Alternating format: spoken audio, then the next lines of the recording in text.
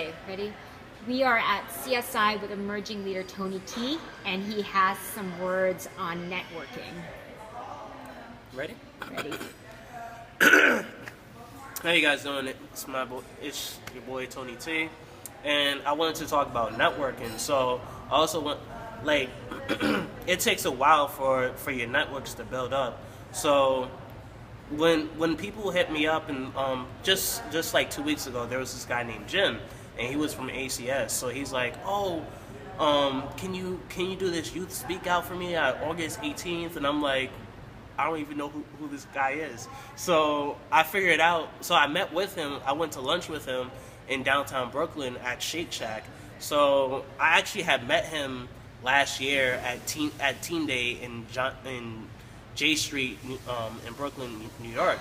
So we was just talking, and it's like it wasn't just a coincidence that we happened to meet up, because Pauline had actually told him that I was interested in, public speaking, and that I could talk about my experiences in foster care. So that would have never happened if I didn't have good connections, and it took a long period of time for me to try to build those connections. So it wasn't just like, oh, in a week I'm like, I have a bunch of people. It took sorry. It took a process to meet people. So what I usually do is, I probe people about, what types of activities are going on and how I can help you. So if it's something pertaining to youth advocacy or something related in the foster care system where it's helping youth overcome their obstacles, I'm going to be there and try to utilize resources, meet new networks. So usually what I do is like, hey, how you doing? Like, my name is Tony. What brought you here? And it's going to be small talk at first, and then I'm going to get into oh, so what brings you here? And what kind of what organization are you from? Yada yada yada. Like, for instance, there was this one time in which another time in which I was at it was a youth speak out. I was one of the panelists, and there was about 5 other girls, and I just hit it off with everyone. There was this girl named Brittany, another girl named Betsy, another girl named Adriana, and we just talked to each other. We had a nice flow going on. And I was just like, hey, what company are you from? What are you doing right now? How can I what networks are you doing? Just trying to in casual conversation. But it's funny how people are willing to help you as long as you have that. I'm not sure. It's I can't really describe it. It's they people want to help people who want to help themselves. Yes. So I like that. Yeah. Nice. So, can you go back to the point about Pauline and knowing Pauline and cultivating that relationship before she before she connected you to Jim? Sure. So how long have you actually known her? I knew Pauline for about 3 years, I guess. Wow, okay. So, it took a while. At first it was just really casual, oh, yeah, actually when I first met her, I was like, oh, so, did you know I'm going to youth communication? And she's like, oh, wow, I worked there before. And I was like, oh, really? So we just kind of hit it off, but it was really on and off at first.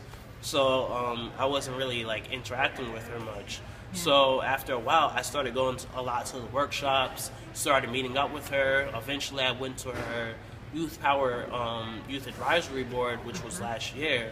And since I meet her once a month, and I see her in the office at youth communication a lot. Okay. So we just started talking, and she's like, wow, you do so much, and you're such a great advocate. Yeah. Then I started going to more speak outs. People started referring me. Yeah. Then it's after a while, it's I have so many connections, and I have so many people trying to reach out to me. Yeah. It gets I'm kind of at a point where a lot of people want my attention. Yeah. Or rather my time, and it gets overwhelming, but it's also quite flattering too.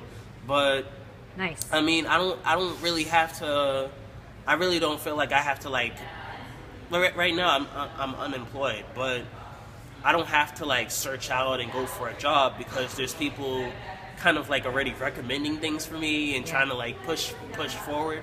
So like that's networking right there in itself, because I don't have to go through the effort of having to look for jobs. I could just have someone refer me, and then, you know, oh wow, he's such a great worker, you will be happy to have him. And like, you know, that's just like, that's advocacy in itself. So I mean, even with the LGBTQ, oh you're right, the LGBTQ Allies Award ceremony, Dr. Conisberg, she recommended me, and she's like, oh well, I know you're not, you know, gay or whatever, but I know that you've done so many things that I think you would be perfect for this. Yeah. And guess what? I won the award. So, yeah, I'm an ally. So I won the award, and they was like, yeah, like he's great. And it's just like, again, it's like a lot of complimentaries to like what I do, just like public speaking, networking, getting people involved. I have a story to tell, and I'm not scared to tell it. Nice. And I feel like I am an asset, and a lot of people see that in me, and I see the potential in myself. So that's just a little brief explanation of networking and how you could the history and process of how long it takes. This is your boy Tony T, and hopefully I will see you soon. Awesome, thank you.